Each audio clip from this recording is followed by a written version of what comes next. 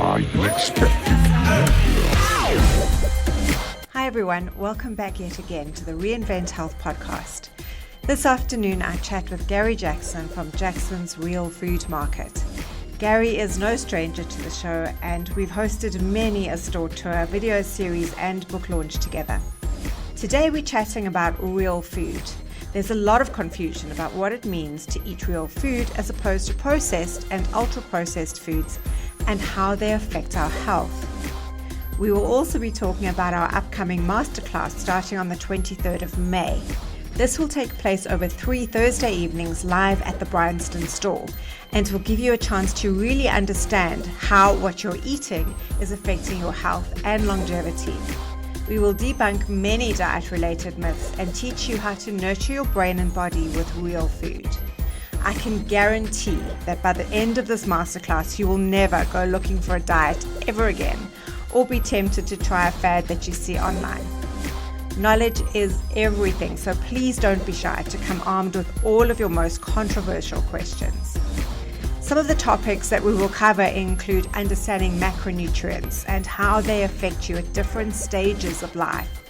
Also, how much of each macronutrient you should be eating and what that actually looks like.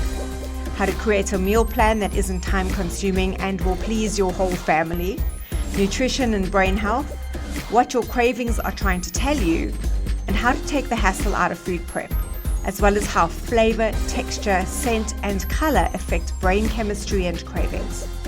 Psychoneurobiology, which is the brain-body connection, and accountability in health, why you need a guide through this process, as well as the benefits of exercise for your brain. To find out more or to book, please go to my website, reinventhealth.co.za, or visit any of our social media channels and follow the links or simply WhatsApp 083 265 5862. Please enjoy.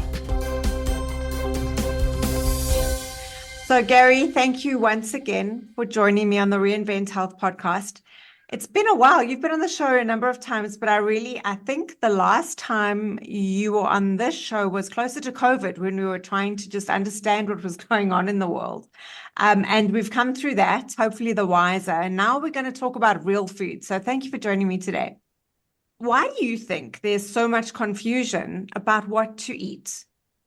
Yeah, it's a great one. I think that people are now being bombarded with so much information, whether it's through social media or websites or friends, and everybody's got their own interpretation of food and diet, and it gets really confusing. And I think you come out of a dinner party or a function or a meeting sometimes really dizzy. So that hasn't helped the cause at all. And it's actually really quite simple. It is simple.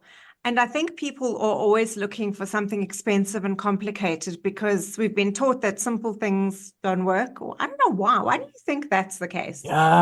It's the background to the food industry isn't a pretty one. It's people trying to make a profit. It's shareholders trying to extract maximum profits out of these supply lines. And it's not pretty. There's a lot of monopolistic behavior. There's a lot of price control. There's a lot of abuse of supply chain producers and farmers, so that they actually don't always get a fair price for their product. So there's a hell of a lot broken. And for a consumer to walk into a store and know that they're getting a good deal is tough because they don't even know what's in the product. The labeling of products isn't managed the way it should be, and that also leads to confusion. And sometimes when there are 32 ingredients in a pack of polony,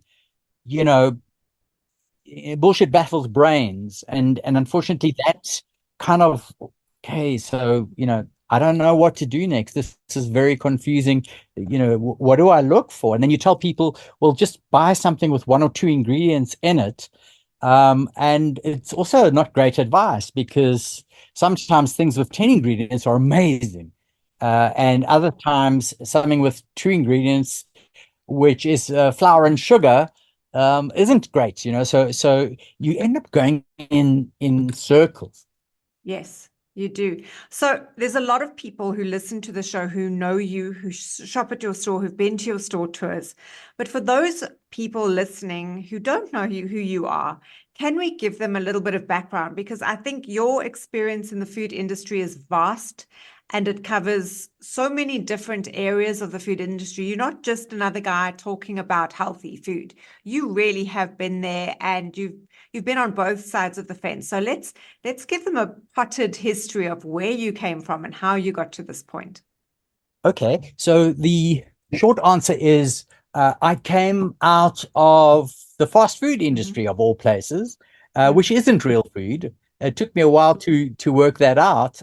We're talking 35 years ago, but I learned a lot about what not to eat in that journey, and what not to eat a lot of, and what to eat more of, that would balance out your health, and kind of seeing your body as a Ferrari or a jet.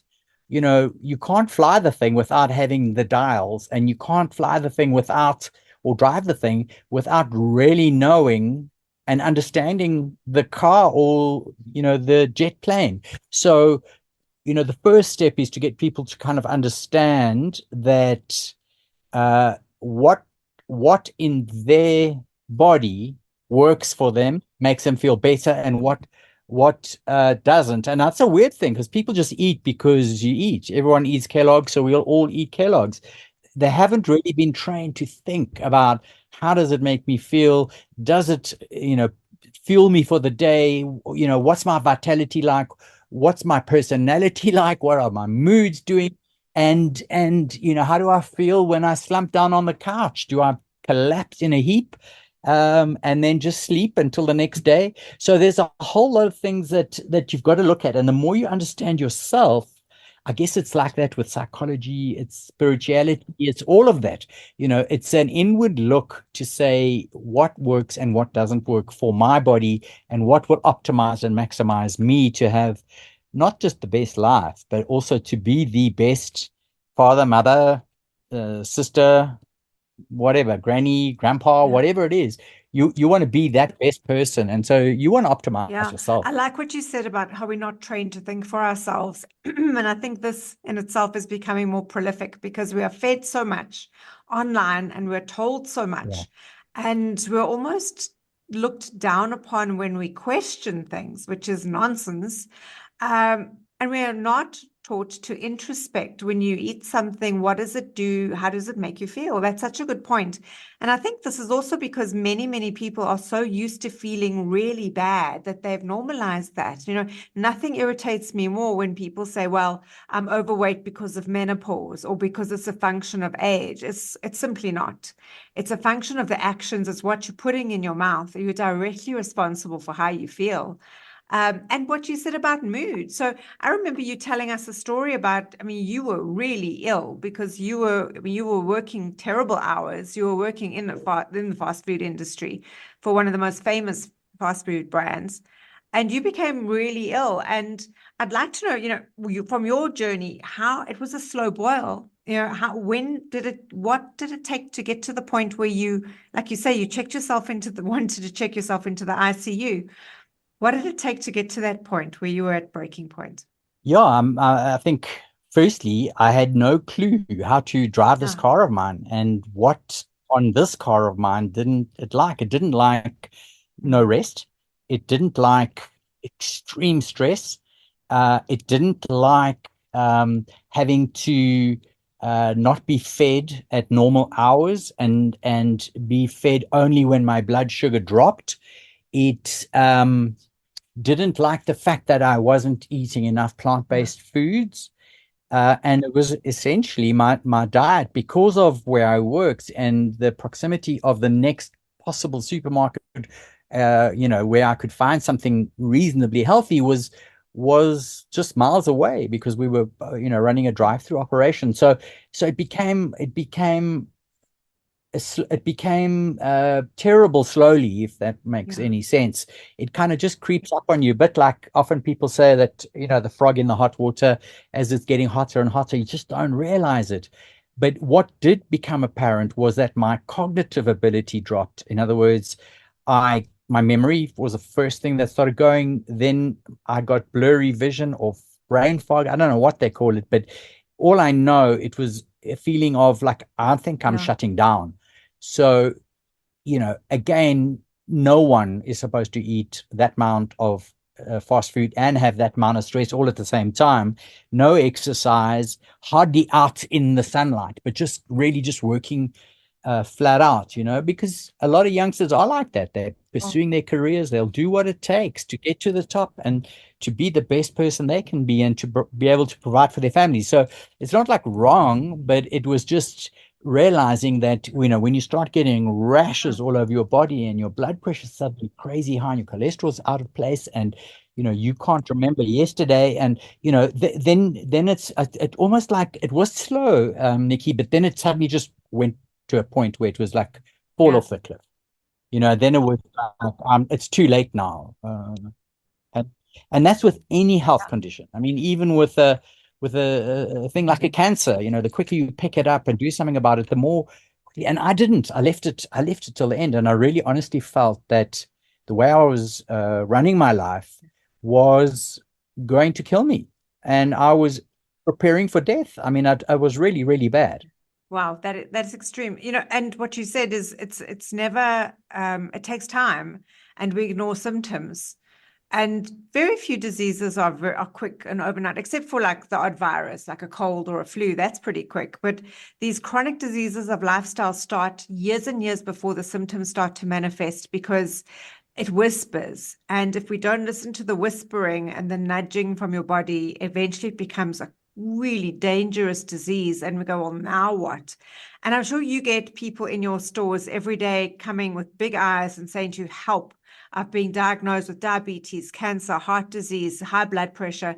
I've been told I need to start eating right, and no one's given me advice. No one's told me how to eat right, and I'm so confused. What are the most common things that you see coming into your store? Disease profiles, people who are desperate to change their health. Yeah, so you get this. We get three types of people coming into the store. One would be a sports person who understands their body but wants to be fueled at optimum, but like a racehorse. They just want to eat the best protein and clean plant-based products without pesticides and nonsense. Then you get a mom who wants to fuel her family and her husband, or the other way around, the husband who wants to fuel the wife and the kids with the best possible nutrients, because they do understand. And then you get the person that's come out of ICU, which is... It happens all the time. I mean, either cancer diagnosis or a stroke, into recovery after a stroke, diabetes, massive. People are just eating to fuel themselves and think that if you get the best rand per kilo, it's a great deal and you're saving, but you're not saving that much, because you're going to get sick and ill and you're going to have all the worst symptoms happening to you, like what happened to me. So for us, it was about, for me, the absolute turning point in my life was when I started eating cleanly. And I didn't think of how. I didn't even know where to look. But I met someone who understood the Mediterranean diet backwards and said, look, this keeps people in Greece and Italy and Spain alive until they're 100 and they're still in the fields working. Why don't you try this for 3 months? And I did it. And the turnaround, Nikki, was unbelievable. It was almost like my body was screaming for just that. Just give me the right fuel and I will serve you. That was the message that I got. And my health bounced back from 0 to 50% in 3 months, and probably to about 80% after a year. And that was no drugs, all drugs in the dustbin, all drugs, that everyone was trying to help, because I went to every practitioner on the planet. But at the end of the day, I needed to eat clean, and that worked. Whatever it was that was clean, and let me define that quickly for you. It's food that's just not tampered with, or tampered with as little as possible. It's got the least amount of human hands on it. It's got the least amount of outside inputs into it.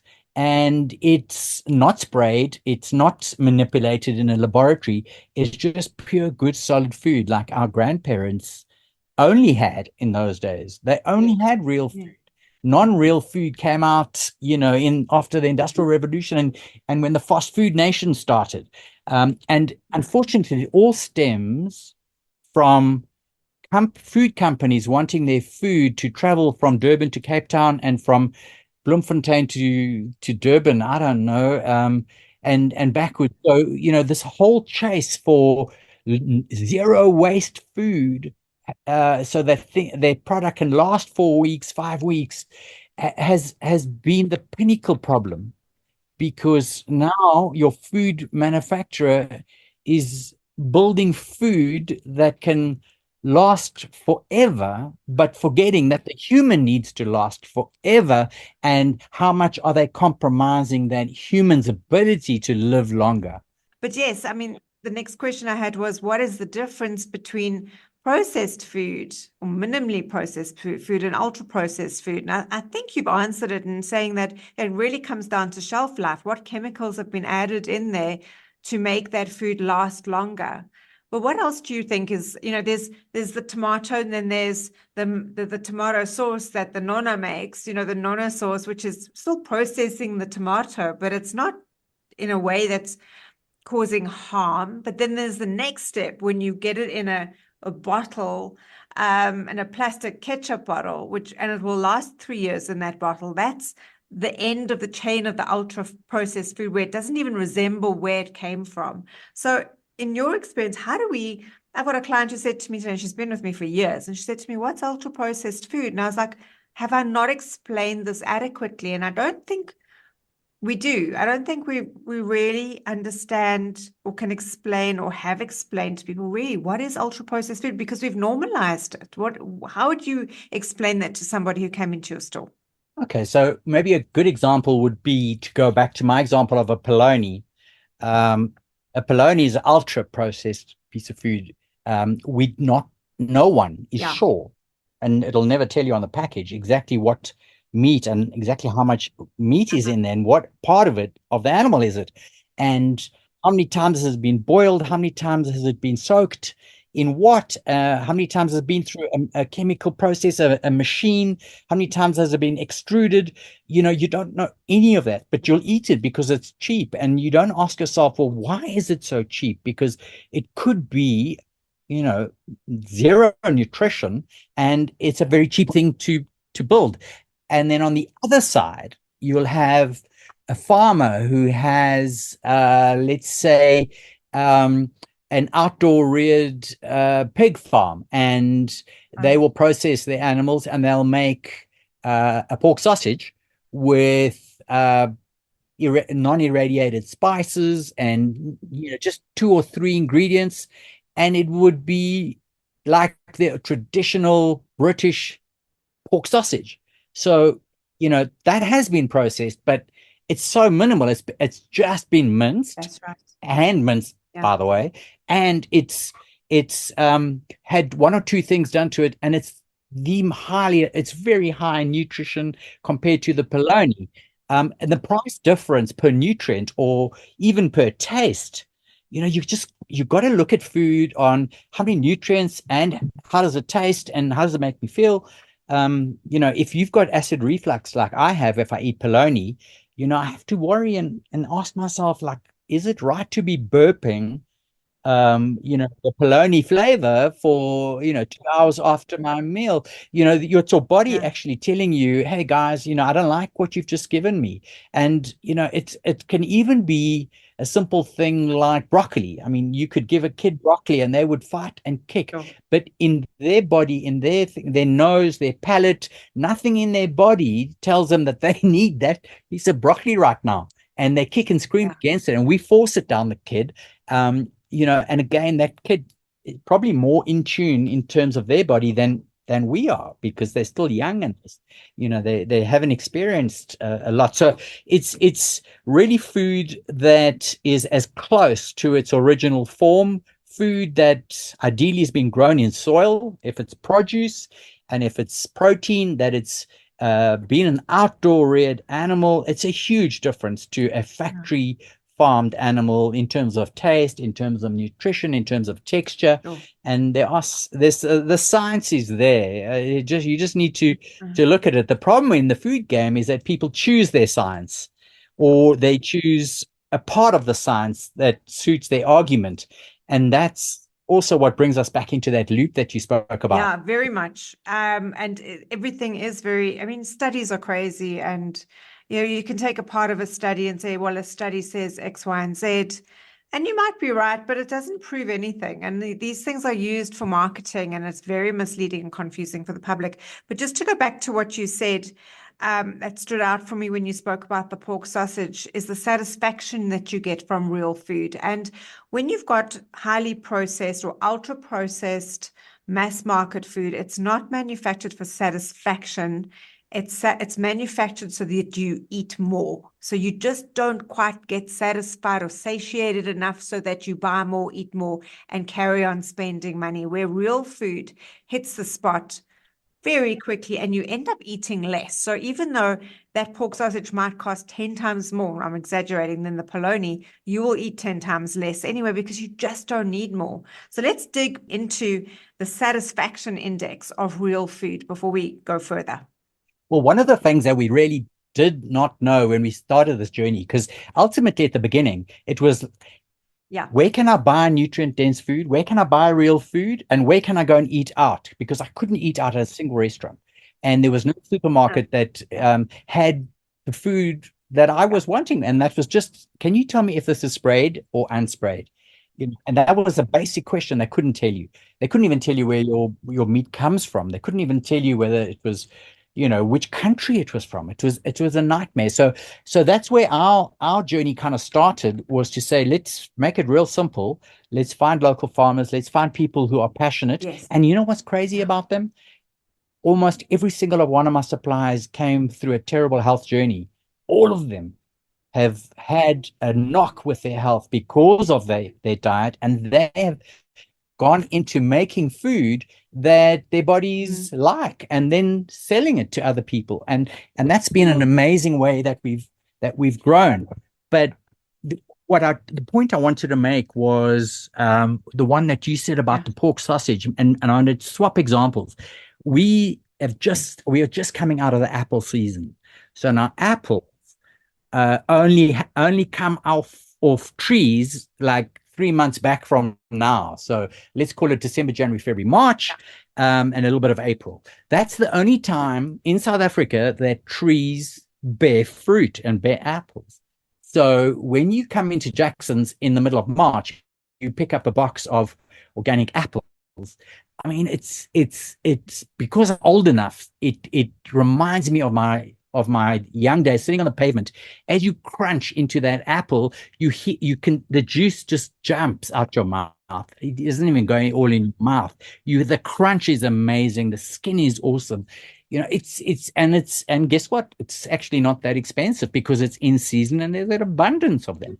But if you go and buy an apple in the middle of summer, which is not when apples like to fruit, apple trees, you will get something that is possibly, and there have been stories of apples being stored for almost a year in cold storage, dipped in preservative chemicals and or covered with wax.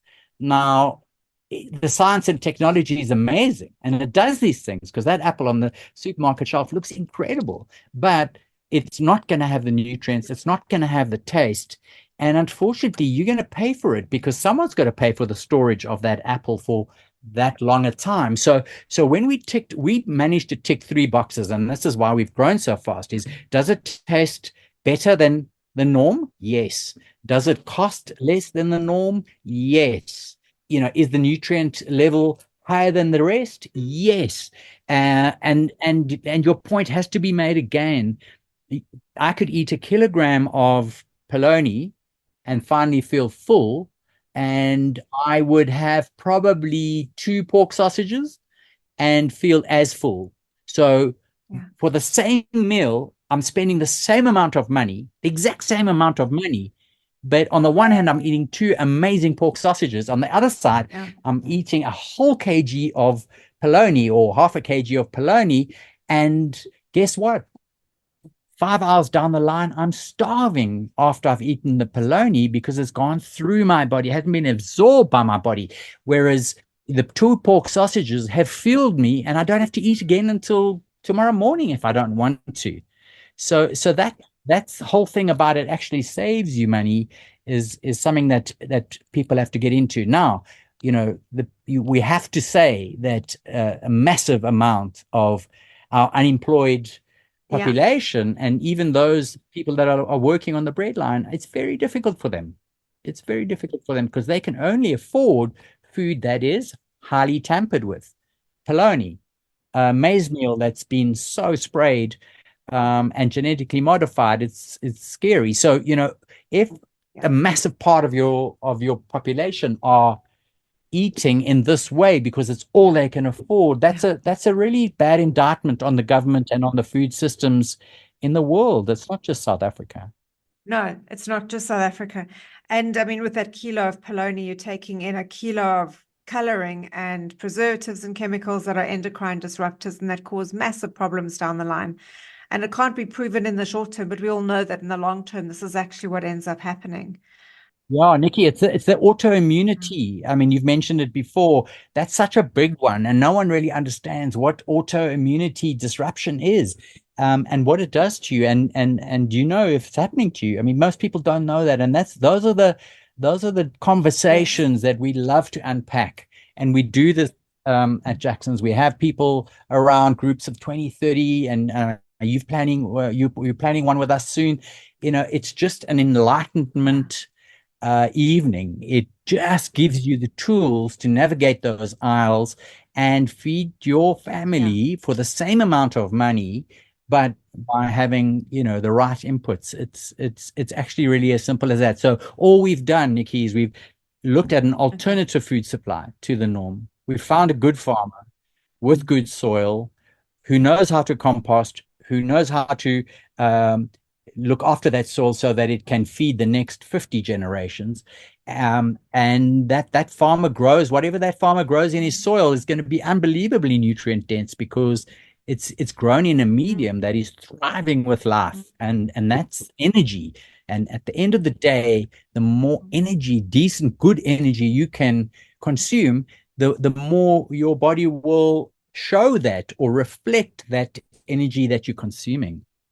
So while we're talking about farmers, let's talk about traceability, because even our biggest, most expensive, well-known supermarkets in this country, and I'm sure it's all over the world, talk the talk. They make it look as if their meat and produce comes from free-range farms, from happy animals grazing in pastures, and we know this isn't true. And if you had to go to one of these big supermarkets and ask anybody there where that cow came from and how it was fed, they'd look at you as if you were smoking something. So in your stores, there's traceability. You can literally meet the farmer and go there and see exactly what's going on. Let's talk about the importance of that kind of accountability when it comes to eating. So the basis of our supply program is to have absolute transparency and honesty with the farmer. So what does that mean? It means that we would only pick like-minded farmers. We would only pick farmers that understand how to rear animals, how to grow grass for animals to eat, how to look after soil so that whatever you plant in it, and they've got to be on the same, they have to have the same passion, because it's not easy. It's not easy to grow things without taking these shortcuts through chemicals and plowing and all these other crazy things. But again, big food can't do this on a big scale. They really can't. It's just impossible, and the cost would be crazy. So we're one of those niche food suppliers that will harness the right people to make the right products that will feed and fuel, the people in the cities. And a lot of our produce comes from out of the city, and a lot of people that grew up out of the city love our food because it reminds them of the stuff that my mother grew outside her house. And the sheep and the goats that we slaughtered maybe over a special occasion. I mean, that was such a special moment for them. And, when they come into a supermarket and they can experience that taste, those tastes of the country, if I want to call it that, the outside, the rural areas. Wow, that's very special, because in the food game in a city, you're just getting convenience. I mean, they're selling convenience. They're not selling nutrients. And that's where the two worlds collide. So in terms of that's what I mean by a like-minded person who understands that, someone that respects the planet, and someone that respects other humans and pays people well and runs proper businesses. That's all that comes into the picture. And so, we almost become business incubators where we show people the way, and we help them with their packaging, and we help them with the management of their little businesses without having any ownership. It's just a mentoring process to say, you've got what it takes, but let's cut your school fees short. Let's link you up with other farmers and other producers that have walked this path, so that you can get up and running, much, much faster. So in terms of a farm visit, and in big foods, it would be guys with white coats and big clipboards, running around trying to tick things. We bring customers are welcome on the farm tours. We ensure that all the farmers in that area are at that farm visit, and we make sure that the retailers that buy that product are also at that farm visit. So there'll be about 10 or 20 of us. We go around, and it's a consensus thing. We all have the same tick sheet. We all hear all the questions and presentations. And at the end of the day is, could this farm be deemed as organically grown and organically certified? And the answer is yes. It's a cheap process, but it's so powerful because it's transparent, and it's by the people. It's like the village comes to sort out the bad guys and sort out the good guys. So it's very much a simple, basic principle of finding passionate people who care about human health. Look, I mean, that just embodies the spirit of Ubuntu, what you've just said. I am, you are, we are. If we don't look after each other, no one's going to survive this game. And I mean, food being so part of mind, body, and soul. And I can only speak for us Africans living in Africa, how intrinsic it is to, obviously all over the world. But I mean, this is so much a part of us, and looking after each other is so much a part of what we do in this country, believe it or not. Some people might think otherwise, but it's true that at the end of the day, we all just want to see each other succeed, because your success is my success. So, and I really think that that is part of the success of what you do, the energy, what you bring to your stores, and your ethos is very much there. So, I think that needs to be recognized. Yeah, thank you very much. And it's been a hell of a journey, but at the end of the day, it's all going to be worth it, because we are. It's a bit. I hate using the word convert, but once you convert from, and I'm going to use the word crap food to real food, you can't go back.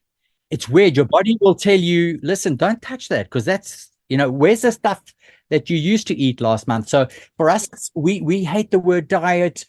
We talk about eating lifestyles. We're not judgmental whether it's vegan or whether it's the carnivore diet. As long as it makes you get up in the morning, feel alert and live and enthusiastic, we'll support your eating plan. But if you wake up and eat Kit Kats all day, you're not going to feel fantastic. You're gonna have some symptoms, and if you do feel those symptoms, then change course. Because we actually supposed to be the most intellectual beings on the planet, but we must just act like it sometimes. Act like it sometimes, exactly that. So we're going to just quickly mention the 3-week masterclass that we are hosting starting on the 23rd of May. And leading into that, what do you think are the two or three most common misconceptions around healthy eating that we're expecting to receive from those in the audience who are planning on joining us at the masterclass? What do you think we're going to be dealing with?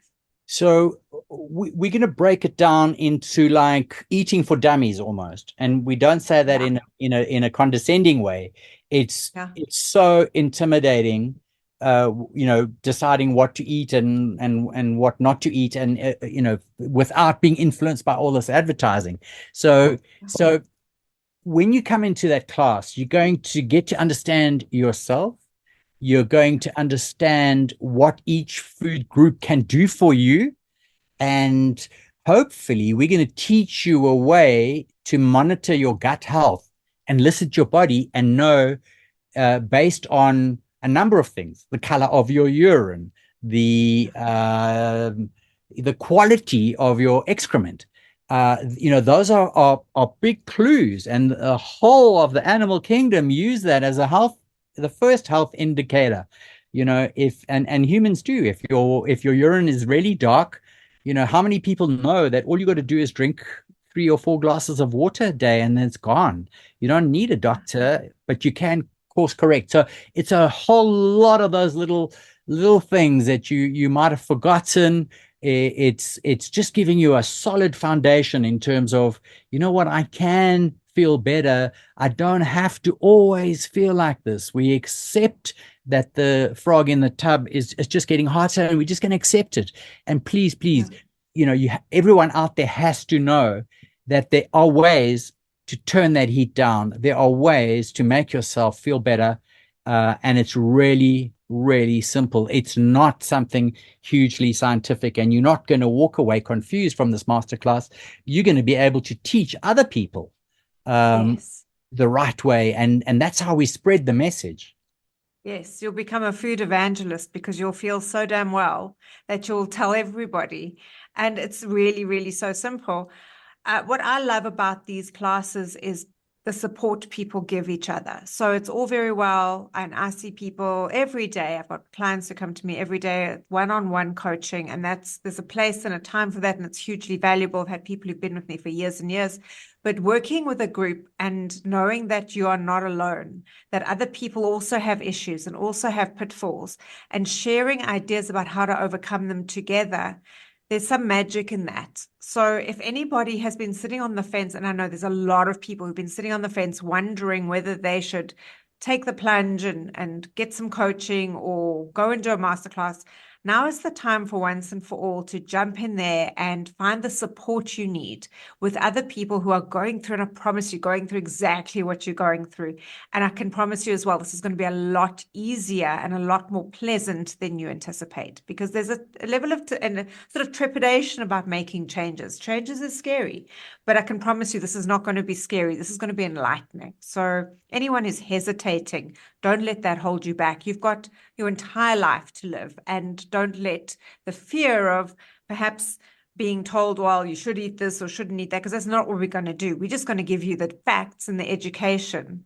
We're not going to be there wagging fingers and telling you you're bad if you ate the wrong thing. So that's something I needed to just, get out the way. Nikki, also, it has to be said that the value that you contribute from your professional experience and your experience with so many clients is that, you've probably heard and seen it all. So all you're really doing is sharing what's really going on out there. And you aren't seeing the healthy people, you're seeing the people that have challenges. And so, you're so good at sharing that information and also explaining why. Because until I understood why it's not good to have vegetable oils or canola oil, until I knew why, then I stopped. But you had to give me a factual reason, and that's exactly what you do. But you go further. You explain not only that, you explain what happens in your body when you consume, cheap vegetable oil. And that for me, when I started working with you, I found hell of empowering, because I now knew why. And you answered the question, well, what's in it for me? And as I tried new things and tried eating less of this, I felt it. what was it that I would benefit? And that's what most people do when they're sitting behind their little phone scrolling, like, what's in it for me? What's in it for me? Is it a bargain, or is it something that's going to help? Should I take that fat loss pill? It's crazy, but this is real basic stuff where you will walk away with so many jewels and pearls of wisdom that you might need to come back and do the course again, in a few months' time, just to stay in tune. And it is a community, Nikki. Once we've been through this process, you have a community that shop together. We are always available at any time, and so help is out there. And if we can't help you, we definitely will refer you to 2 or 3 people that we have heard testimony that they can help someone in your condition. It's worth a try. So it'll also shorten your journey. It didn't have to take me 7 years to get out of that horrible loop. We can do this for you in a month. Yeah, that's true. And, here's a little thought before we wrap up, is that your entire muscular system, not skeletal, but muscular system, renews itself entirely. All your soft tissue renews itself entirely in 3 months, which means that the body you have now will be a completely different body in 3 months' time on a cellular level. And it's directly connected to what you're eating. So you are what you eat. So within 3 months of doing that course, you could have an entirely new system. And, it sounds a little bit peculiar to say that, but this is a fact. And this is quantifiable, measurable, provable. It's nothing new. But when you think about it from that perspective, that's a bit of a profound thought, because you're changing your health destiny. And I think that is so powerful. Especially, like you say, you're doing it with a group, you're doing it with the support, and community is so important as well. Absolutely. I couldn't have said it better. If anyone listening wants to book, they can talk to either of us directly. They can contact us through our social media channels. I will put a link to how you can sign up in the show notes, but it's all over both of our social media pages. Links in bios, on Facebook, in LinkedIn. Or you can, I think you can also sign up in store. There's a poster in both the stores with a QR code. If you just scan the QR code, it'll take you directly to the page. There are 100 ways to sign up. So there's really no excuse not to go ahead and book. These 3 weeks can change your life. I promise you that. Great. I can't wait to get this going. And I heard that you're almost half full. So I think we'll have to even start planning the next one. But if your listeners act fast, they can still get in on this first one, which I think will be a big one, because it's one of the first ones we've done, as a structured course together. Yes, and it's going to be super fun and entertaining, and you'll get to eat really good food as well. That's very important to know. Yep, that sounds great. Okay. So Gary, thank you again. Have a fantastic weekend. I hope you're taking it easy. And spending time with the family and looking after yourself, and we will chat soon. Awesome, Nikki. Thanks again for the opportunity.